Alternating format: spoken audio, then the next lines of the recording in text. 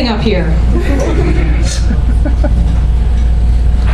Yes, my name is Connie Jordan, and I am a metaphysical comedian, which means my husband says dead people, and I make fun of them. Now, we do metaphysical workshops, and we do comedy and mediumship shows around the US and the UK, and what we have found is that laughter is the highest vibration. Laughter truly is the best medicine. Even when we lost our 16-year-old son 4 months after a leukemia diagnosis in 2007. But that's not the funny part.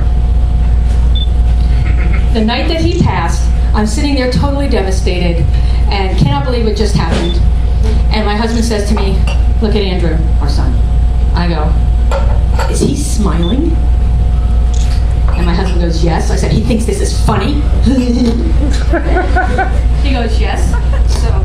So I say to my son, "Start breathing, you little shit, then I'll be impressed." Then I look, because I know he's going to start breathing. What is going on with this? Okay. So then I look at my son again. He put a bigger smile on his face. So much so that when my daughter came in, his sister, the first thing she says is he smiling?" I said, "Don't talk to me about your brother right now. He is in so much trouble for what he's done. He is so grounded when I get to the other side." And I looked at him and I said, "And no more incarnating for you, young man." So even the night that our son passed, we found laughter. Now, there's a lot of things you have to deal with when you lose a child, like what you're going to do with their body, cremation or burial. That's not the funny part. So Andrew says to my husband, "Cremation." So we said, okay.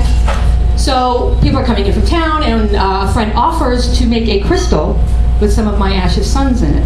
Some of his ashes are in this crystal. But she said that in front of family. So instead of 2, she now had to make 12. And as we're discussing what we're going to do with my son's ashes, I hear my son say to me, "I knew I should have ate more." "Oh, no, you did." I said, "Dude, you seriously didn't just say that to me." And he goes, "What, Mommy? Too soon?" I look at my fake watch. "Yeah, 3 days, it's a little soon." Jerk. So I tell my friends, we're all sitting here, family, and I tell them the conversation that I just had with my son, and we all started laughing. Shifted our energy straight from devastation into celebration, just through laughter, and we could feel his energy more. So then, one of the other things that you have to deal with when you lose a child is the big O, and the S word. Obituary and funeral. That's not the funny part. So, I get an email with my son's obituary that I have to proofread. Threw me right into a panic attack. I couldn't talk. I come out of the room. I'm like, I can't say the F word. I can't do it. And my son says to my husband, "Daddy, what's the first 3 letters?" F-U-N. So, it became his funeral service. It became the funeral home. We actually put the fun in funeral. Yeah, we did. We rocked it. And again, we turned that devastation into celebration. Our goal was to make sure that people left feeling better than when they got there. And my son wrote his own eulogy. All right, well, not literally because he had no hands, but he told my husband what he wanted to say. And he started off his eulogy with, "I'm not going to have my parents talk about how great I am. I already know that." And that was the tone of the service, the laughing, the joyfulness, and the dancing. So a couple of months later, last things I want to say is that my husband's talking to my son, and he asks Andrew, "How should we live our lives?" And Martin's expecting like a big long dissertation. "Oh, it could be a book." And my son simply says, "Live your life with no regrets and die laughing." Or smiling like he did, I guess.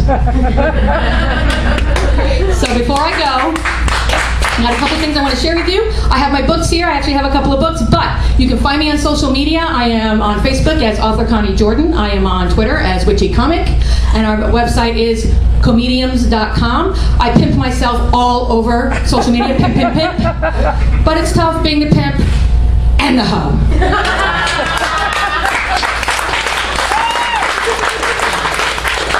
Because I find I like to slap myself around and take all my money. Thank you, my Olive Garden people. I really can't see that.